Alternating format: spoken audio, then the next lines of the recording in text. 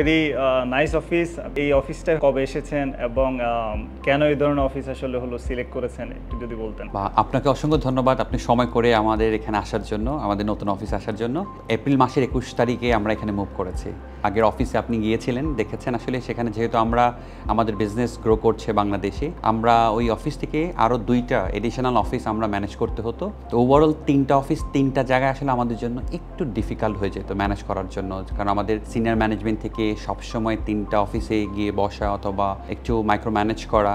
So এর জন্য আমরা আসলেই চিন্তা করছিলাম to find a bigger space যেখানে আমরা একসাথে বসাতে পারবো। লাকিলি আমরা এই অফিসটা পেয়েছি এবং ইটস ভেরি গুড লোকেশন। মানে একটা এনভায়রনমেন্টে আমরা এসেছি যেখানে just close to the airport, এবং এখান থেকে কিন্তু মানে সকল কমিউনিকেশন যদি বলি যে আমাদের যারা ডিএসএল ফ্যামিলি মেম্বাররা যারা থাকেন আশেপাশে কিন্তু তারা থাকছেন, তাদের জন্য কিন্তু এটা easy communicate to come to the office. উত্তরার কাছে একটা এত বড় একটা অফিস হরিজেন্টালি 28,500 স্কয়ার কিন্তু নেই। সো আসলে আমরা যখন আমাদের চিন্তা করেছিলাম যে 3টা অফিসকে একসাথে আনার জন্য, তো আমরা মনে করলাম this is the best place. তো আমরা দেরি না করে এই অফিসে নিয়ে নিলাম। সো এখন আপনাদের হাতে বিচার, আপনি কেমন দেখছেন? পাউল ভাই, আপনার এই অফিসে আসলে কি কি ফ্যাসিলিটিস রেখেছেন?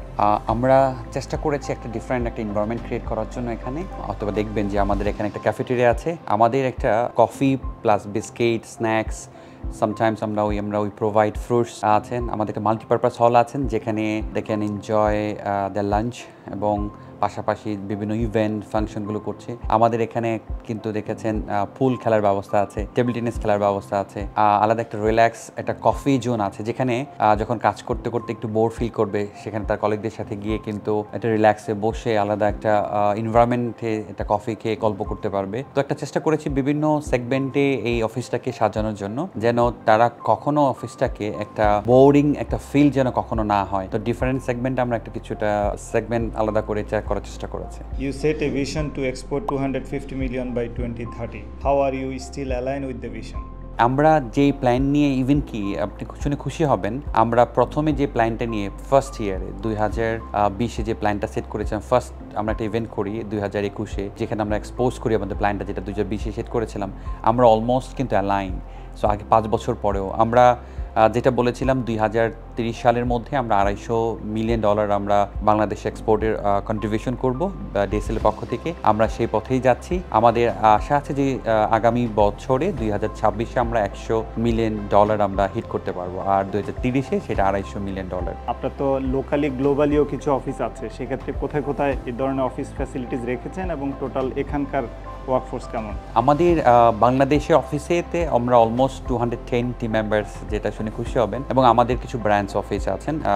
আমাদের সেলস অ্যান্ড ডিজাইন অফিস হচ্ছে ইংল্যান্ডে আছেন, যেখানে আমাদের একজন সেলস টিম কাজ করেন পোল্যান্ডে, আমাদের একজন ফ্যাব্রিক সোর্সিং টিম কাজ করছেন চায়নাতে, আমাদের একজন বিজনেস ডেভেলপমেন্ট টিম কাজ করছেন কানাডাতে। সো এই নিয়ে আমাদের ছোট্ট একটা পরিবার, ডিএসএল পরিবার। তো আমরা চেষ্টা করছি আমাদের প্রত্যেকটা ক্লায়েন্টকে কীভাবে ডোর স্টপ সার্ভিস দেওয়ার জন্য। তো তারই পরিপ্রেক্ষিতে আমরা বিভিন্ন স্টোরে, আমরা বিভিন্ন প্লেসে আমরা অফিসের অ্যারেঞ্জমেন্ট করার চেষ্টা করছি। যে চমৎকার অফিস দেখলাম, আমি তো মনে করি এটা ডেফিনেটলি আপনার ওয়ার্কফোর্সের ভেতরে আলাদা একটা এনকারেজমেন্ট তৈরি করে two contribute for the companies and overall for the sector. এটা আপনি হয়তো অনুভব করেন কিনা সেটা? হ্যাঁ, আমি অবশ্যই একটা পরিবর্তন দেখেছি, কারণ নাও the team loves to come to the office. They spend very quality time, এবং অনেকে হয়তো বা বলে, আসলে আপনারা বলতে পারবেন যে they said that this is one of the best nice environment office in the Bangladesh.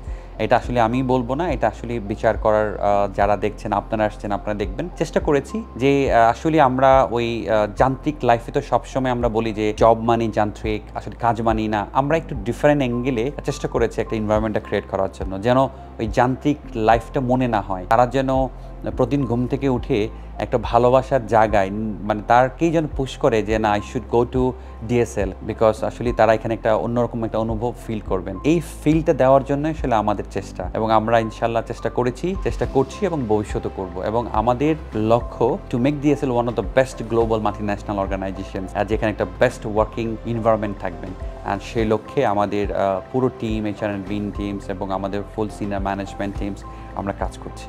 আমরা আশা করি যে আপনার যে ভিশন, আপনার যে এক্সপেকটেশন, এটা আপনি ডেফিনেটলি ফুলফিল করবেন এবং অ্যাজ এ হোল আপনার সকল প্রত্যাশা পূরণ হবে, এটা আমরা আশাবাদী।